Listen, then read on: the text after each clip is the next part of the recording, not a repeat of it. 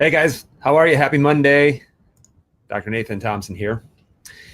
Hey, if you jump on here, let me know that you're on. Say hello.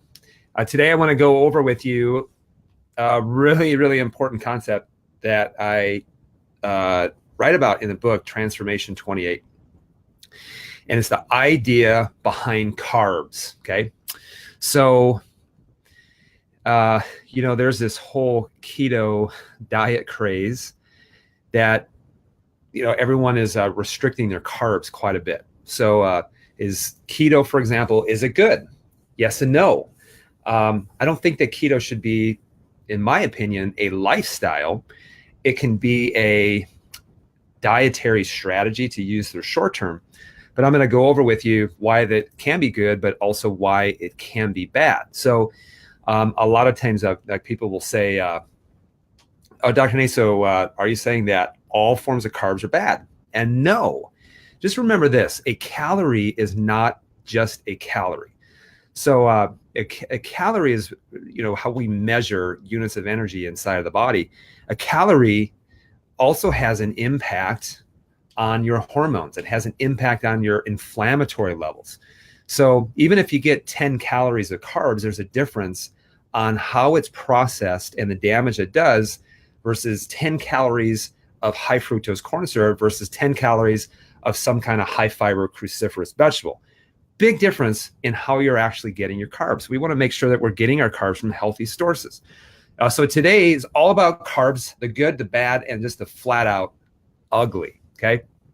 Now, I had a picture that I posted, and it was a joke that I heard a while ago. And so the joke is what's the difference between boogers and broccoli? And I always like to ask this question to my patients. And the difference is that kids will not eat broccoli. And this always makes me laugh, and I've probably said it 10,000 times, but kids will not eat broccoli, right? So, and a lot of times people will ask me, hey, how do I get my kids to eat vegetables and things like that? Because I mean, listen, they'll eat fruit. Some of them will eat fruit, and the main reason is because fruit is sweet. Remember, fruit has fructose in it and has sucrose. So those sugars are very sweet tasting. So fruit can be good for you, but also in some people, fruit not so good. Let me give you an example. Someone who has fatty liver disease, which I actually just read a statistics right now that 30 to 40% of Americans have some level of fatty liver disease, which is actually a result of eating too much inflammatory sugar, particularly fructose. So in that case, you probably should lay off, obviously, the fruit. Does that mean that you need to lay off all carbs? Absolutely not. There's good carbs, there's bad carbs, and then there's just like literally downright ugly carbs that you should obviously avoid at all costs. All right. So let's go over the absolutely best forms of carbohydrates. Okay. The best forms of carbohydrates, what are they going to be? These are the best and the worst. Let me go over with you first the best. This is the good. So the best forms of carbohydrates are going to be, I'll give you a hint. The last letters of it are pronounced vegetables, and it begins with a V. So vegetables, it's like, are you serious? Is that easy? Yeah, it's pretty much that easy. Why are fibers obviously, why are vegetables the best? Well, vegetables are always going to be the best because they're full of a few things. Number one, they're full of fiber, great for the digestive system. They're going to be full of vitamins, coenzymes, and minerals. Okay. So I mean, you think about it, like most people are severely mineral deficient, and most people don't eat enough vegetables. Mineral deficient meaning like magnesium, for example. Well, like how do I get magnesium, or how do I get calcium? How do I get these quote unquote minerals? Just think of this is, well, how does, because most people think they have to get it from dairy. And I'm like, well, then if it's in the dairy, how did the cow get the calcium? And the best way to actually get minerals is eating foods that come from the ground, because vegetables, plants actually absorb the minerals into the plant when they're growing. So your best source of magnesium, best sources of calcium, your minerals are actually going to be from vegetables. The other thing is too is things like coenzymes that help different cellular process take place inside the body are going to be found in vegetables. And then fiber, obviously, like I said before, fiber is going to be great for the gastrointestinal system. It's basically kind of like cleaning out the gastrointestinal system as that fiber because it's not digestible. So what are the best vegetables and how should we actually be eating these vegetables? Well, vegetables are always going to be best when they're going to be raw and or steamed. So what you always want to avoid is blasting it in a microwave or boiling it or overcooking it. Because what happens is you get a nutrient breakdown, enzyme breakdown when especially you're heating things at high temperatures. Now, the other thing is too is which are the best types of vegetables for me? And I'm going to say this. The best types of vegetables are going to be the ones that have a slightly pungent odor.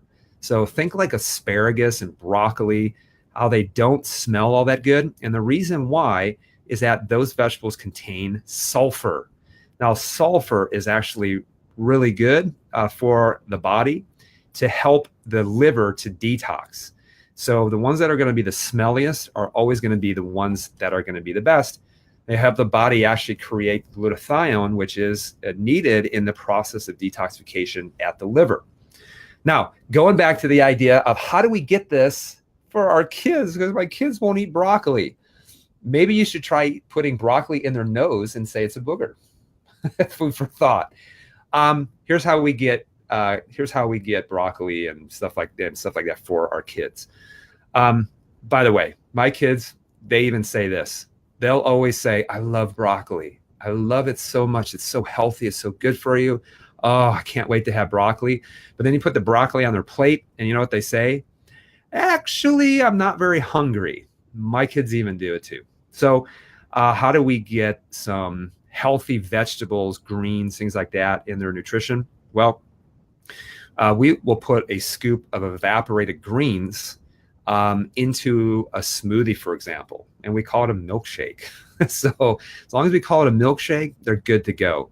So we may put in some whey protein from grass-fed cows. We may put in some like bone broth protein, and then that's flavored chocolate. Make it really smooth, really thick, and then add in just a little bit of greens that contain all of the healthy benefits of eating vegetables. So we sneak it in with evaporated greens. Okay, so that's just a really easy way to be able to do it. Now, here's another thing. What about some good sources of carbs? A lot of times people say, Dr. Nate, how could you not recommend fruit? I mean, didn't God make it? And I say, absolutely. God made fruit. You know what he didn't make? He didn't make the fatty liver that you have. And he didn't make the insulin resistance and the type 2 diabetes. You created that. So for some people, you have to actually lay off of all of this fruit to let your body be able to heal and recover and kind of reset your insulin receptors. But there are some fruits that you can have in moderation, particularly if you're trying to lose weight or if you're trying to reverse fatty liver disease or if you're trying to reset your insulin sensitivity. The best ones are going to be the highest in fiber and the lowest in sugar. And these are going to be things like berries, any berry, Granny Smith apples, and even grapefruit. So these are going to have the lowest amount of sugar.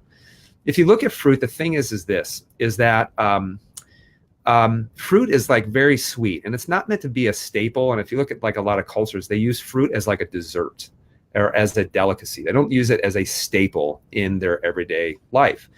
Now, again, these are low in sugar, they're highest in fiber. And so those are the ones that are going to be best for you. So there's other fruits that even though they have some health benefit, some of the highest in sugar are going to be things like watermelon, for example. Bananas are going to be extremely high in sugar. Does that mean you should never eat it? Well, if those are your goals I just stated, then probably so.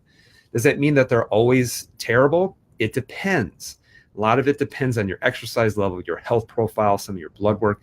And like I said, a lot of the stuff that we recommend, it's neither good nor bad. It just depends. Now, here's the following that could be good or bad depending on your current health and your fitness goals. All other fruits other than Granny Smith apples and berries and grapefruit. Sweet potatoes can be good or bad. Any kind of legumes like peas, beans, lentils, and sprouted grains, I always say in huge moderation. And these can be good or bad. Here's what I mean about it. They can be good or bad, depending, like I said, on your health profile. So if you don't have any issues with high insulin sensitivity, no problems with weight loss resistance, and you do a lot of high intensity, short duration exercise, then you probably need to incorporate some of these carbs in order to help refuel your body. So, those things, like I said, can be good or bad. And we have some people who do, they might CrossFit for, 2 or 3 workouts a day. Sometimes I'm like, why on earth would you want to do that so much? But at those days, they're going to have to consume a little more starchier things in order to keep their energy levels up and to keep their, glycogen levels up in order to perform workouts. So it just depends between those things. But if you're trying to lose weight, you're trying to reset your insulin sensitivity, you're trying to recover from fatty liver disease, then those are things to avoid. Maybe not for the rest of your life, but for the time being, until you can get some of your blood work, things like that, back under control. Now, what about the carbs that you should always avoid? These are the worst carbs. The thing is that there's no benefit to actually doing. These carbs are actually going to be high in sugar and very devoid of any kind of nutrients. The first one is going to be refined wheat flour. Now, refined wheat flour, even if you took the gluten out of it, it's still going to be very inflammatory and insulin raising, causing a lot of insulin insensitivity. So basically, if you look at refined wheat flour, here's what they've done to it.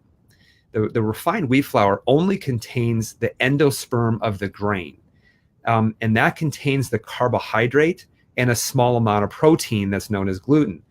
Refined wheat flour, what they've done is they've taken the bran and the germ, which actually contains the vitamins, the minerals, the fat, and the fiber. So they've taken all the good stuff out of it, and they've actually just left the sugar in it. So instead of baking with wheat flour, you should try things like coconut flour or maybe almond flour instead. Another one is going to be table sugar. This is also known as sucrose. Like I said in the last Facebook Live that we did, this is extremely addicting. And in fact, this finely white powder is more addictive than another addictive finely ground white powder known as cocaine, more addicting in the brain.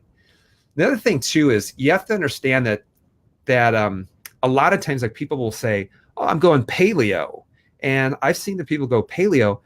Still, what happens is they're not consuming like grains, but they're still consuming a ton of sugar. And the reason why is because there's a lot of different names of sugar. Just because it's agave nectar doesn't necessarily mean that it's going to be good for you. And in fact, there's a ton of different names. I'm going to go over this with you, so take a deep breath. All the different names of sugar, because a lot of times people don't know when sugar is actually sugar. So here's the different names: cane juice crystals, cane sugar, caramel, carob syrup, castor sugar, coconut palm sugar, coconut sugar, corn sweetener, corn syrup solids. And that's just the C's. There's about 35 other ones. So you have to understand that, just because it doesn't say, sucrose, it's okay for you to actually have. So there's a lot of different names of sugars. Like I said, that was just the C's. Now, things you should also avoid. What about white potatoes and white rice? Now listen, would I consume white potatoes, white rice if I was starving and on a desert island and that was the only thing that I had to eat? Absolutely, because that's going to sustain me and it's going to save my life. But none of you are starving, just as an FYI. I've never seen anybody actually starving. So here's the thing with white potatoes and white rice. These are composed of entirely like long chains of sugars known as starches. And these things can raise your blood sugar really quickly, which is going to dump a lot of insulin inside your body. Now, there are going to be some vitamins and minerals in these foods, but here's the thing. You can get them in other forms just as easily. In fact, if you had a potato, you know what I'd rather have you do instead? Empty out the white potato, empty out all the white stuff, and then just chew on the outside, on the skin. That would actually have way more fiber, way more vitamins and minerals in the skin. Now, the other one, always avoid high fructose corn syrup. Always. Here's the thing with fructose or high fructose corn syrup. This is sweetened in so many different things. Well, we know that it's in fruit juice. We know that it's in your beverages. but it's in a lot of other things. And this is actually the worst type of sugar for your health. So refined fructose is metabolized a lot like alcohol. And what happens is fructose will then, like long-term use of fructose, so specifically high fructose corn syrup, is going to damage your liver. And it's actually a cause of fatty liver disease. And it can cause a lot of dysfunction. So a lot of times alcoholics have problems with fatty liver disease. Well, guess what? People who consume a lot of like fructose and high fructose corn syrup, which is the most prevalent sweetener today, also can have fatty liver disease. And so it's the other thing with this is that your body doesn't metabolize fructose as energy. It actually has to go back to the liver and get stored as sugar, and then it has to be converted. So which means that literally it has to go through a conversion process, and you're not using the fructose as an immediate energy source. So the liver, when you're doing this, has to process quite a bit, okay? Now, the other thing you should always avoid sugars and condiments and salad dressings. If you guys look at your ketchup, you look at your mustard, you look at your salad dressings, because a lot of people right now are eating a lot of salad and they're completely destroying their health with the added sugar and the damaging fats that are in their salad dressings. Okay, so you're going to see, look at how much sugar is in just a tablespoon of salad dressing, and it will blow you obviously out of the water. The good, the bad, and the ugly in regards to carbohydrates. Okay, now let me ask one question that I have a lot is this, as I wrap it up, is people say, well, I'm gluten-free, so I'm doing really good there. And I agree to a certain extent that, yeah, I mean, like going gluten-free is probably going to be, pretty good for you. But the only problem is a lot of people gluten-free, they think just because it's gluten-free, it must be healthy. And so I actually see people who go gluten-free, they actually eat way more carbs than what they're supposed to, because they assume because it's gluten-free that it must be healthy, but they're dumping a bunch of carbs into your system, which can be very inflammatory. So you got to watch out. Just because it's gluten-free doesn't necessarily mean it's healthy. And just because it's gluten-free doesn't mean that you're going to lose weight as a result. Now, here is the biggest thing. And I talk about this in the book Transformation 28, because I pay attention to this. You guys wonder why so many people now apparently have a gluten insensitivity or a gluten allergy. Well, the thing is 50 years ago, you never heard of this. And people didn't have all of these immune system problems. They didn't have all of these, inflammatory problems, digestive issues from gluten from 50 years ago. I mean, the gluten has always been in the wheat. So what's the deal with it? Why are so many people seemingly having some kind of gluten intolerance? I mean, our genetics aren't going to change that much in 50 years. They're not going to change at all. So I started reading about this 2-3 years ago, and I thought, this makes a lot of sense. So I always ask people, listen, it may not be actually the gluten. It may actually be the glyphosate. You're like, what on earth is glyphosate? Glyphosate is Roundup, and this is an herbicide that's designed to kill everything. Now, here's the thing. So when I was growing up, my dad was actually one of the first farmers to start using genetically modified corn and soybeans. This was about 23, 24 years ago, and he started using this. And this is when, genetic modification, GMOs, started in our standard American diet. So what he would do is he would go in, rather than have to cultivate, would just go in and spray the corn and the beans with glyphosate, because it would kill all the weeds that were growing. But the corn and soybeans were genetically modified so that they weren't killed by the Roundup. So then what happens is you get the residues of Roundup on the corn and on the soybeans. Now, some of it can be washed off because it's just ending up on the plant and not necessarily on the pods or on the corn. Here's what they do with wheat, though. Wheat isn't genetically modified, but what they do is when the wheat matures, you have this time where the wheat actually starts to die. So what they do is, as soon as it matures, it's not going to grow anymore. They want to dry this out as quickly as possible so that they can harvest it. So what happens is that once the wheat matures, they actually spray it with Roundup to kill it as quickly as possible. And this actually ends up on the actual wheat, on the wheat kernels. And so you actually have the opportunity for it to be a lot more concentrated, because it doesn't have an opportunity to get washed off. I mean, literally within a couple of weeks, they're able to go in and harvest it really quickly. So actually the highest concentration of Roundup or glyphosate is actually going to be in wheat. So I think a lot of people thought it was gluten, and some people do have a gluten sensitivity. And I should recommend, if you can avoid gluten, avoid it. I just think there's too many issues overall.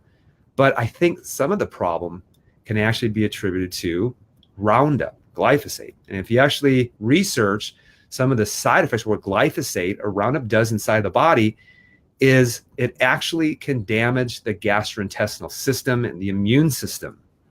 So that's why I think, avoiding grains is also a great idea, just for the sake of lowering your toxic exposure. And by the way, the World Health Organization has labeled glyphosate a probable carcinogen. And in addition to that, there was actually a lawsuit that was won about 3 or 4 months ago from a man that was constantly exposed to Roundup and glyphosate.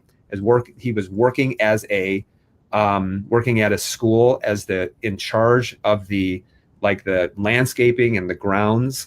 And so he was always using high amounts of glyphosate, and was diagnosed with, I believe, was leukemia or lymphoma. And he won a lawsuit that was in the hundreds of millions of dollars as a result of getting cancer and being exposed to Roundup. So and here's the thing, if one person wins that, there are a ton of new lawsuits that are coming down the pike, right? So this is the carbs, best and the worst kind of carbs. And again, I go over all of this in the book Transformation 28. So hey, listen, more about this at our upcoming event, our T28 challenge. We already have people registering for it. I think it's 2 weeks away now. So it's kicking off on January 19th. So if you are from the Yorkville or you are from the Morris area, our kickoff is going to be 9 o'clock in Yorkville and at noon in Morris, Illinois. And on that day, we're going to go over how you make this fun, how you make this functional. And so the T28 challenge, for those interested, it's 4 weeks of guided nutrition, pre and post body fat composition, workouts 3 times, 4 times a week with coaches. And our average weight loss was 18 pounds in 28 days last time that we did it. So the early bird dead kind, we've actually have extended that, not to January 5th, but to January 13th. So if you go and you have to get the early bird discount before January 13th, call our office 630-553-6149 and just mention that you are watching this Facebook Live and you want the early bird discount. And also you're going to have to be from Yorkville or Morris.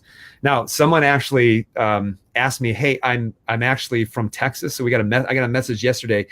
A guy was actually watching our fasting video or fasting talk that we did just like on Saturday. And he said, I was watching the fasting talk and he's like, you are describing me. What do I need to do? What are my first steps? So if you're not in the area, then one of the things that you can do is we actually have a whole online program. So in which you can actually do the T28 remotely.